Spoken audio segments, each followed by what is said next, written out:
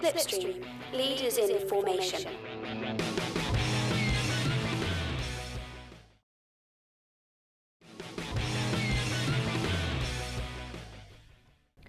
When I first started writing songs, or when I first started singing, I didn't write.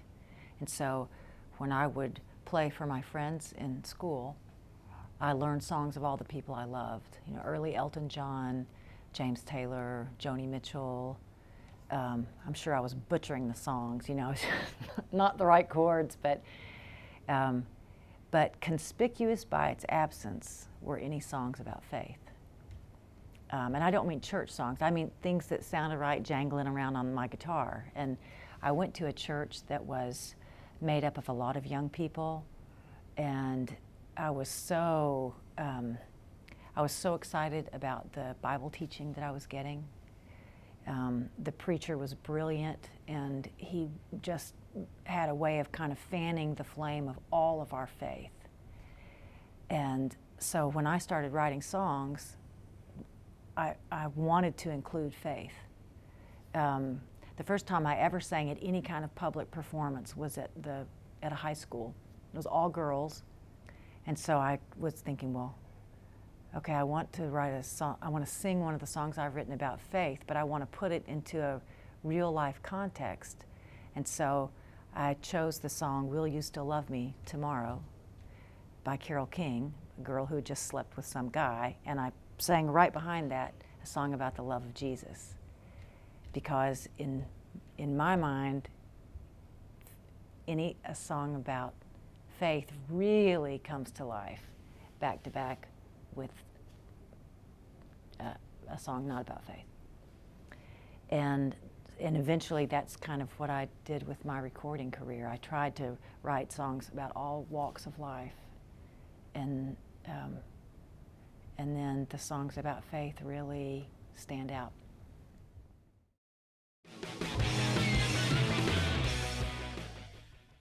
I guess there are people that have spent their whole life recording gospel music, and there are people that have spent their whole life recording mainstream pop or country or blues or whatever. It's worked well for me just to write songs about life experience. And especially as a woman, I feel like there's always a ready audience of women saying, now what chapter of life are we in? Now what are we going through? And it's what makes me want to keep writing, because songs connect us, you know, to ourselves, to our life experience, to each other, to what we believe. Sometimes they reconnect us to what we believe because we've gone through tough times, and I think that's what that dynamic has kept the door open for me, that I just want to keep writing about life. And I think I keep saying women, but I think a lot of us need music. It becomes like a lifeline, and so it's worked out so far.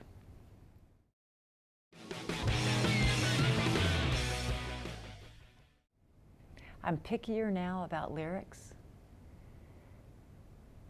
A song that I wrote in my 20s, I could not write now. And you know what, the one that I wrote in my 20s might be better, but I think it would be, I can't say with the same kind of innocence what I said at 25. And so, I guess as time goes on, each of our perspective changes. And so a comment that I would have about life or love or faith or mercy, at this point in life, it's from a different angle and a different perspective than it came from at 15 when I wrote my first songs. Just as valid, but different. And from a production standpoint, there was a time I wanted people to come to a concert and get up and dance. I wanted them to just, woo! You know, I wanted there to be movement. And now, you know,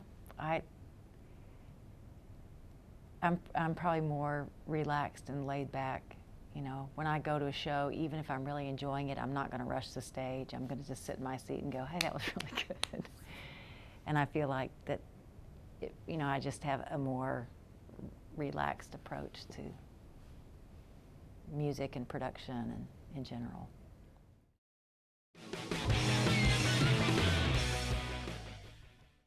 You can't do everything all the time, or you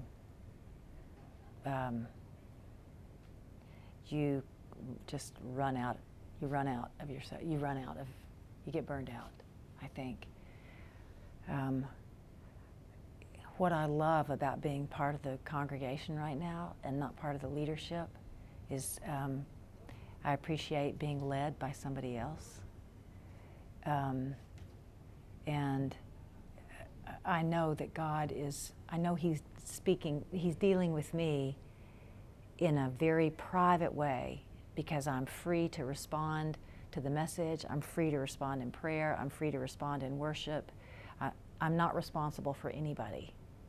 And that's a really important time for anybody that spends their life up front. Because when you're in a leadership position, you are a catalyst for everyone else. That's not a position of total freedom.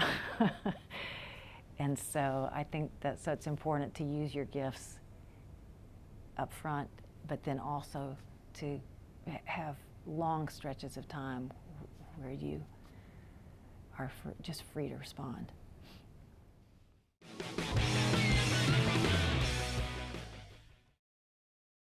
Life is just messy, you know. Life is, the good news is that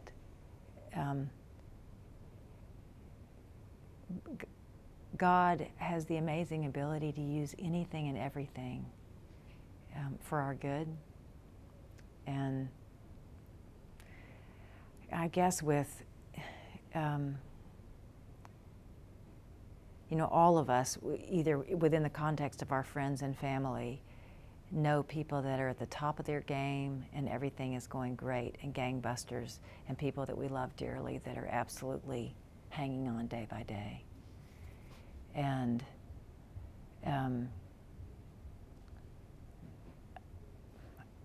you know, I guess my response to myself in tough times and to my friends and family in tough times is, well, I guess we're going to see what mercy looks like from this angle. It really is in the tough times that you feel that amazing, miraculous companionship of the Holy Spirit, that you feel hope where there is absolutely no hope to be found anywhere except for because it's supernatural and you can't explain it. And you know, when I'm communicating to my nearly grown children why I want them to follow Jesus, I never say to them, it'll make life easier. You know, I just say, how can you live life not knowing that there's a way, with no direction? How can you live life without the truth, without a plumb line? I mean, nothing would make sense. And how can you live life without light? You'd never see. You know, and you can look high and low and things might feel good, or in one perspective seem like this is the right thing, but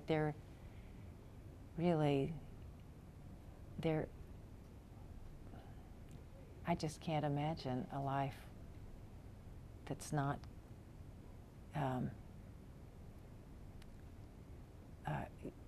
given by God, meant to glorify God, and lived in the context of knowing Him. And so, one day at a time for me, one day at a time for my kids and the people I love, and those people scraping the bottom of the bowl. Yeah. Slipstream, leaders in formation.